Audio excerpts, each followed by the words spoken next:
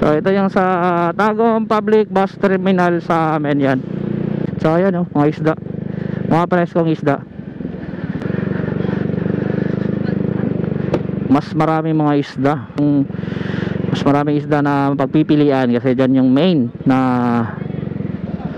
bintahan ng mga isda. At saka ang dami, ang presko pa. Yan o, Tagum Public Market. So ang gamit ko nga pala ay Mio Sporte. Ito yung makikita nyo sa Maygante Road. Update sa Maygante Road, lalo na sa mga hindi pa nakakauwi ng Tagum City. So matagal na hindi nakauwi ng Tagum City. So andito naman tayo sa May Rojas. So ito yung parang nagiging palengke din dito sa center bahagi ng Tagum City. Ito yung trade center eh. So dati itong parang palengke namin dati nung unang panahon. So ito yung pinakalumang simbahan sa amin.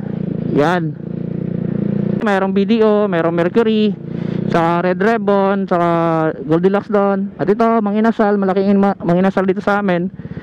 Sa harap din ng Tagum Cultural is itong McDonald's sa kanto. At ito naman yung Tagum City Bus sa amin, oh. Yan, naglalaki ang Tagum City Bus by our mayor. Shoutout kay Mayor Ray T. Uy. So shoutout nga pala sa aming Mayor Ray T. Uy.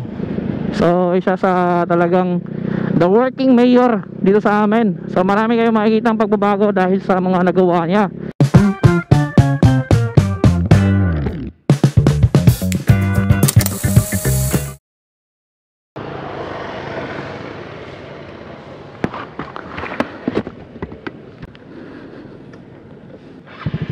Good morning everyone. So kumusta? Isa mapagpaalang araw sa inyong lahat dyan, mga amigo, mga amiga. It's a great day. So medyo malamig yung araw na ito, no? As you can see, fogs. So nagpa-fogs dito na side sa may La Pilipina. Kasi galing ako naghatid ng kapatid ko sa school, sa kanyang eskwelahan dito sa La Pilipina National High School. So yun, no, nagpa-fogs yung area dito sa sobrang lamig. So kumusta yung lahat dyan, especially sa mga followers and subscribers natin dyan, at sa mga kilala natin dyan, lalong lalo na sa Manila o sa Luzon. Humupa na ba yung mga baha dyan sa inyo? So dito sa amin ay nagsisimula ng umuulan, paminsan-minsan lang, pero lagi namang mainit yung panahon dito sa amin. So ayan, lamig. Ito talaga yung maganda, no, kapag sa isang lugar is maraming mga puno or makikita yung mga matataas na mga iba't ibang mga puno at halaman na nakapaligid, is talagang mafe-feel mo yung lamig ng area. So ayan, dito ako dumaan sa La Pilipina Road. So puntang palengke ito. So dati ko na ito na vlog. So ito yung update sa amin kapag umaga. Mga oras ay nasa alas 6 ng umaga. So mic check. Narinig nyo ba ako? Kasi ang tagal kong hindi nakapag-raw motovlog. Aray. So gamit itong GoPro Hero 4. So ito yung gamit ko kasi ito yung may mic. Wala akong mic doon sa aking GoPro Hero 8. Saka wala pa rin akong meron akong mic, wala akong mic adapter. Mahal kasi ng mic adapter. So ito lang, GoPro Hero 4 ang ginagamit ko. So update tayo dito sa amin sa Tagum City, especially sa araw na ito at sa umagang ito. Ang lamig talaga ng panahon ngayon. Kasi dati mga ganitong oras ay medyo sumisikat na yung araw. So ililibot ko kayo ulit dito sa amin sa may palengke. At ano ba yung update na makikita nyo dito sa amin sa palengke? Yan, ito yung palengke namin, Tagum Public Market. Diyan, simula dyan hanggang doon sa dulo. At sa dulo ay medyo marami yung tao kasi marami yung namamalengke. So yan, bakit may ambulansya? may ano, may nire-rescue ba?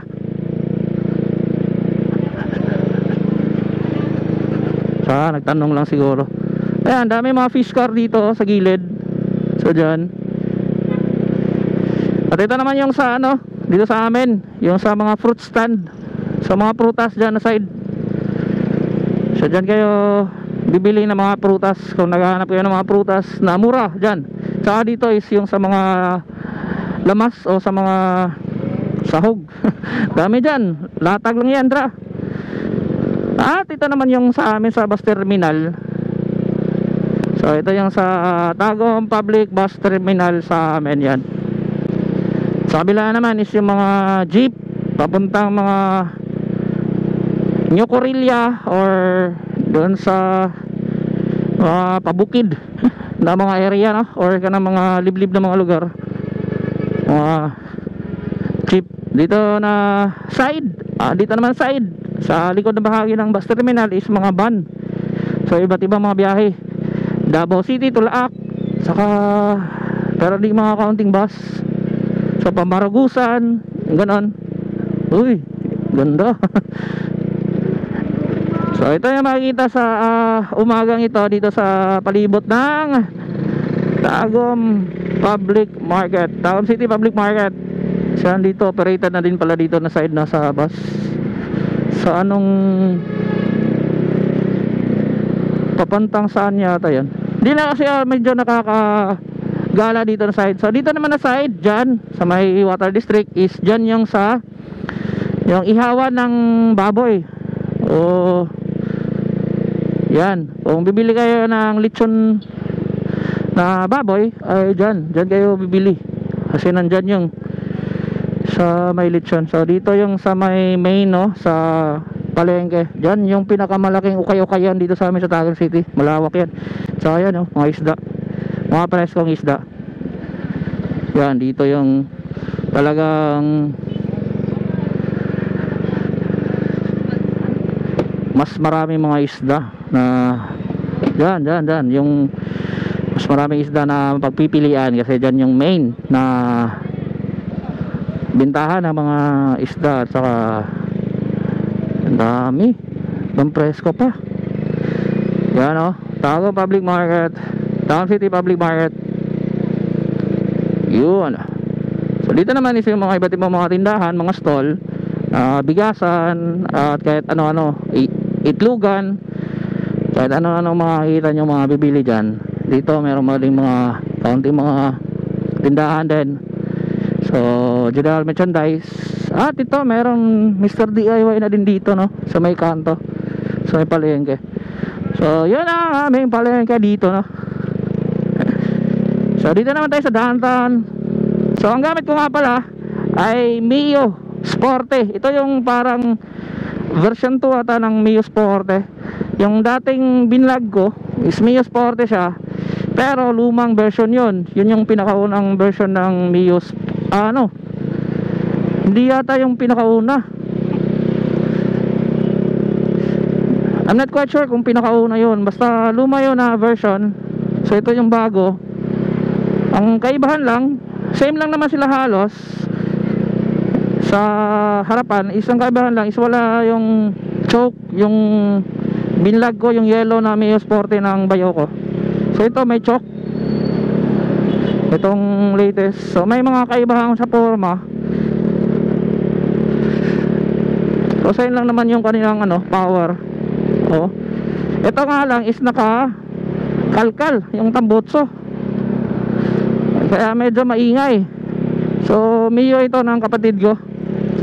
So dito tayo sa Venus Finance Corporation o Venus Marketing, dyan yung basta sa Ilwayar din. So dito na tayo sa May Gante Road. Ito yung makikita nyo sa May Gante Road. Update sa May Gante Road, lalo na sa mga hindi pa nakakauwi ng Tagum City. So matagal na hindi nakauwi ng Tagum City.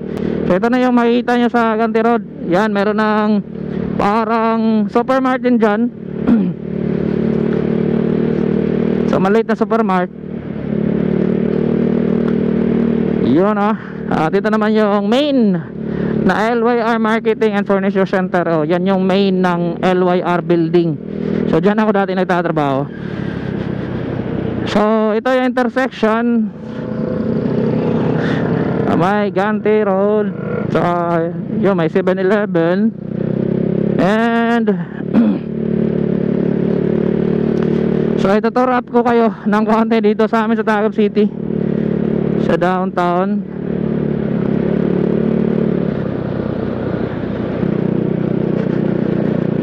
So dito naman tayo sa may Rojas. So ito yung parang nagiging palengke din dito sa center bahagi ng Tagum City, o saan ay pwede din kayong bumili ng mga isda at saka para sa yung mga sa pamamalengke, pwede din kayong dito mamalengke kasi meron din naman mga nagbebenta dito ng mga isda, yan o, katulad yan, mga prutas at iba-iba mga gulay. So ito yung parang maliit na palengke dito sa center bahagi. So alam nyo ba itong sa ano, yan yung dito na side sa trade center, ito yung trade center eh. So dati ito yung parang palengke namin dati nung unang panahon. Ito yung palengke talaga ng Tagum City. So yan yung palengke, yan yung trade center na yan. So ngayon ay ginawa na siya ang Tagum Cultural Center, Pavilion Trade Center. So kumbaga ginawa na siyang iba. So yung palengke is doon na. So yan yung ginagawang malaking basketball court dyan sa may Rotary. Yan yung pinakamalaking basketball court na magkakaroon dito sa Tagum City. So tinatapos pa, so parang gym na. So yan yung malaking kalabaw, yan yung Rotary Park. So yan yung pinakamalaking basketball court na mangyayari siguro magagawa dito sa Tagum City, kasi marami na talaga yung dumadayo para sa paglalaro ng basketball. So yan. So teka, dito na tayo na sa may Dimdi. So ikot ko kayo doon sa ano sa may lumang simbahan. So yung pinakalumang simbahan sa amin dito, so hindi pa ako pinanganak, andyan na yan. Yan dito isa Unitap. Yan Unitap yan. May Unitap dito sa amin, Novo. Sa maraming mga mall nakikita nyo dito. So dito na side, yan ito sa LYR din ito, Alphalink. Isang malaking kumpanya, number 1 taxpayer yan dito sa amin sa Tagum, yung LYR Group of Companies. So ito yung pinakalumang simbahan sa amin. Yan, the old cathedral dito sa Tagum City, na kung saan ay hindi pa ako pinanganak, andyan na yan eh. So nire-renovate lang. So ang daming mga ano makikita nyo dito sa amin, and marami din nagbago, marami ding mga building na may tayo. So ito naman yung sa sentro, sa poblasyon talaga. Ito yung barangay poblasyon, na kung saan ay ito yung sentro bahagi ng Tagum City. So ikot ko naman kayo dito. So sa sentro bahagi mayroong BDO, mayroong Mercury, sa Red Ribbon, sa Goldilocks doon. At ito Manginasal, malaking Manginasal dito sa amin. Sa harap din ng Tagum Cultural is itong McDonald's sa kanto. Maswerte yung McDonald's, nasa kanto talaga. So every hapon, every day, maraming tao dyan. Yan, M-Core sa harapan. At ito naman yung Tagum City Bus sa amin, oh. Yan, naglalaki ang Tagum City Bus by our mayor. Shoutout kay Mayor Ray T. Uy. So inisyatibo po yan ni Mayor Ray T. Uy, na kung saan ay ganon kalalaki yung mga bus namin dito. Kasi si Mayor so ito naman yung Tagum Cultural sa amin, na dati ito yung City Hall talaga ng Tagum City, way back mga noong unang panahon. So ito yung dati na vlog ko, makikita kayo sa mga vlog ko dati. Ito yung Tagum Freedom Park. So yan, na-vlog ko na yan. Panapin nyo na lang sa aking mga video sa YouTube. So yan ang mga makikita nyo sa amin. So shoutout nga pala sa aming Mayor Ray T. Uy. So isa sa talagang the working mayor dito sa amin. So marami kayong makikita ang pagbabago dahil sa mga nagawa niya. So maramdaman mo talaga yung pagbabago when it comes sa pamamahala ni Mayor Ray Tioy. Kasi marami kayong makikita ang mga improvement talaga pag siya yung naging mayor. Ayun, andito na tayo sa papunta sa amin. So yan, ito naman yung mga iba't ibang mga kanto dito sa amin, oh. So ganyan yung makikita nyo sa amin dito sa Tagum City, sa Centro Bahagi. So papunta na ako sa bahay, pauwi na ako. Yan yung Tagum Dock, yung blue, yung papasok sa amin. So ito na naman yung Arriesgado College Foundation dito sa amin. So meron silang branch doon sa may unahan, sa may highway papuntang Davao. So sa may Bisayan high school yata yung andun. At saka meron silang malaking gymnasium doon. And yan, Imperial Appliance meron din dito. Shoutout sa Imperial Appliance. So yan, at least na-tour up ko kayo, di ba? At least meron kayong idea, o kahit counting view dito sa amin sa Tagum City. So ayun, shoutout sa ating mga solid na followers sa Facebook page at saka sa aking YouTube channel, sa mga solid nating subscriber. Uwi na tayo. Ito yung Tagum Dock Hospital. Yan, dyan ay papuntang Davao City. At saka dito is papuntang, dito naman is papuntang Nabunturan. Yan, nagpa-fogs talaga, no? Ayan, kay brother, shoutout. Shoutout kay brother, yung sulit natin na yun na follower at saka subscriber sa YouTube. So dito tayo, bibili muna tayo ng pandesal para sa umaga. Kasi everyday nagpapandesal talaga ako. Isasaw-saw sa kape. Alright.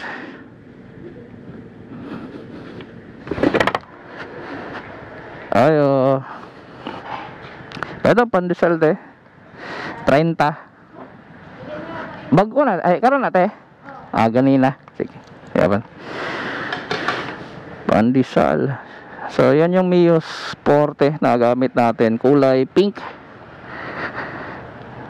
And ang kaibahan lang kasi is iba na yung sa may tea light niya, di ba? Makikita niyo iba na yung tea light.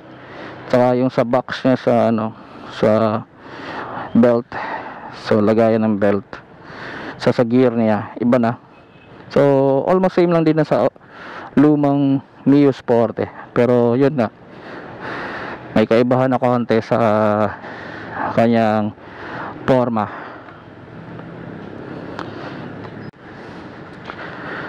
Ayan. Kaya pandesal sa umaga. So yun lang. Okay, uwi na tayo ng bahay.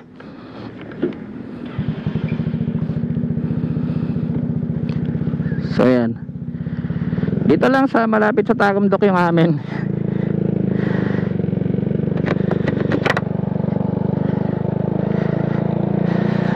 Hey. Ayun, kaibigan natin yun. So ayan, yan lang. So salamat sa panonood. At saka hopefully nasiyan kayo sa ating simpleng vlog at saka tour up dito sa Tagum City. And sa mga hindi pa nakasubscribe sa aking YouTube channel, paki-subscribe na lang din at saka paki-follow sa aking Facebook page. Once again, this is Ford Christmas Black. Lagi nasasabi, always pray before you ride. Ride safe always, mga amiga, mga amiga. Peace out. Yun. Dito na tayo sa bahay. Let's go.